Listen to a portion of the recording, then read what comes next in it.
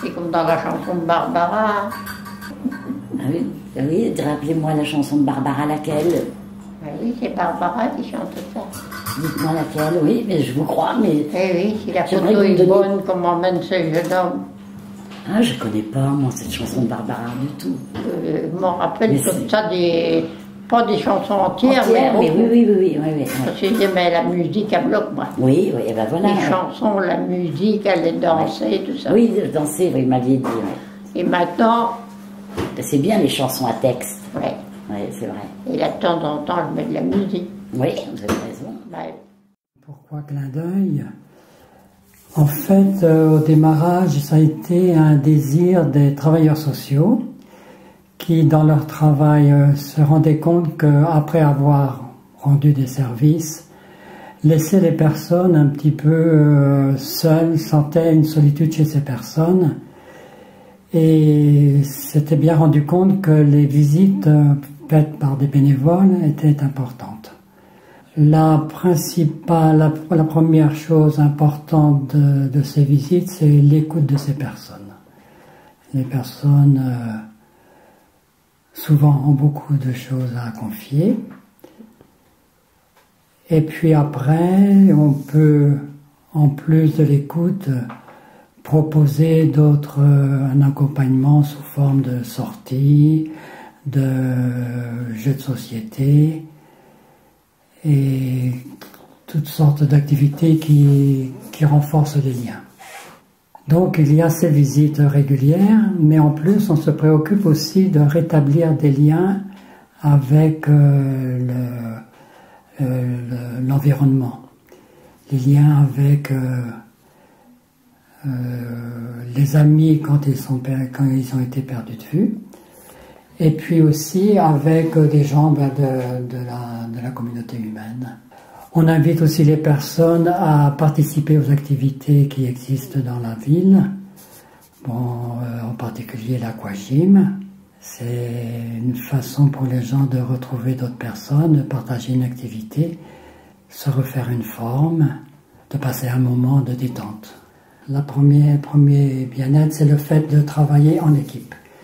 Alors le fait de travailler en équipe, on se sent rassuré, on peut confier un petit peu les situations que nous vivons, on peut s'appeler et puis se demander conseil, parce que je trouve que les bénévoles font un travail super et vivent des situations enrichissantes. Ça, c'est un premier bienfait, un premier retour. Le deuxième, c'est que en partageant la vie des personnes, souvent, presque, on partage un peu leur vie de famille. C'est toujours gratifiant. On avait les 2 enfants à l'époque. Place des Sotteville, on avait le premier étage. Alors les enfants avaient leur chambre et tout ça, puis c'était bien. On avait tout. Et puis le quartier, on se connaissait tous. Et puis à la boucherie Groiselle, c'était pareil. On y est toujours allé.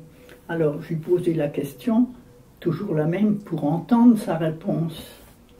Quand je lui ai acheté des filets de bœuf ou autre, je lui disais, est-ce qu'il va être tendre? Oh, Madeleine, qui me faisait de la soie. De la soie. Alors je lui posais la question, c'était pour entendre la réponse. Ah, oui. C'est une jolie histoire. Ah oui, on était dans un quartier bien.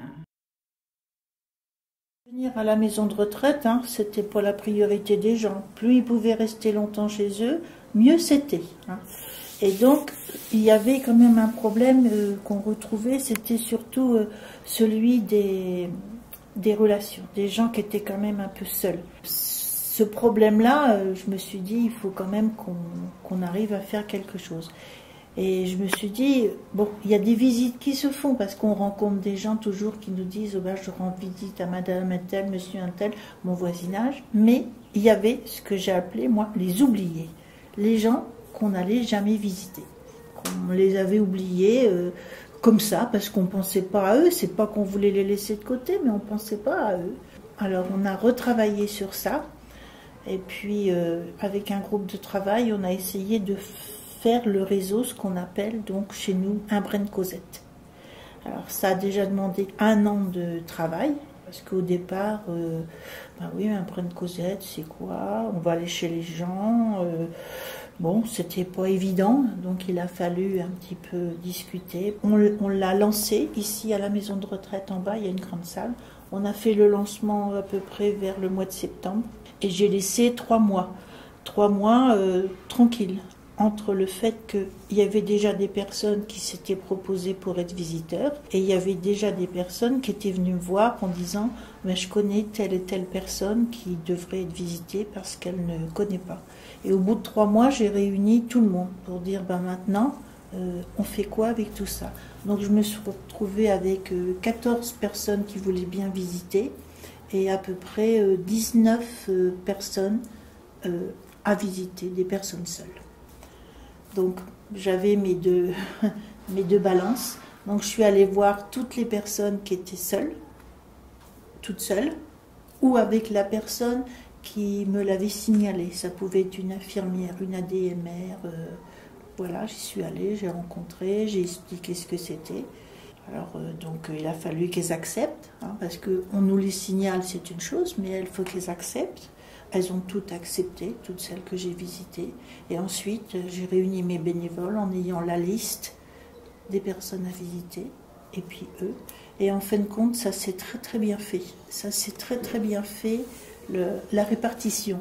C'était un peu comme je la voyais, il y en a qui connaissaient, il y en a qui ne connaissaient pas du tout, mais ben, qui voulaient bien tenter cette personne-là. Et en fin de compte, ça se passe très très bien. Ça leur apporte quelque chose à eux. Et ça apporte aussi quelque chose à la personne visitée. Moi, il y a une personne, tout simplement parce qu'elle s'ennuyait chez elle, elle m'a dit « je m'ennuie, je voudrais faire quelque chose ». Et elle s'est mise à faire ça, mais elle me dit « moi, c'est le bonheur. C'est le bonheur pour peut-être la personne que je visite, mais elle me dit « c'est encore plus pour moi ». Et c'est ça, hein, elle dit que c'est encore plus pour elle. Voilà, non, ils sont tous contents. Et ben moi je suis contente hein, parce que c'est vrai qu'au départ quand j'ai lancé l'idée, bon vous êtes toute seule en train de vous gratter la tête là, disant par quel bout je vais prendre tout ça, puis en fin de compte tout se fait. Ça se fait, oui, ça se fait, hein, ça se fait. Faut oser, hein. Faut oser, hein. C'est ça, moi je crois. Et ben tu vois, tu m'as jamais fait voir la photo de ta mère jusqu'ici. Pourtant ça fait combien de temps que je viens? Je n'ai pas trouvé. Hein. Ah ouais, c'est si maintenant. Tu vois, je ne m'imaginais pas ta maman comme ça, tu vois.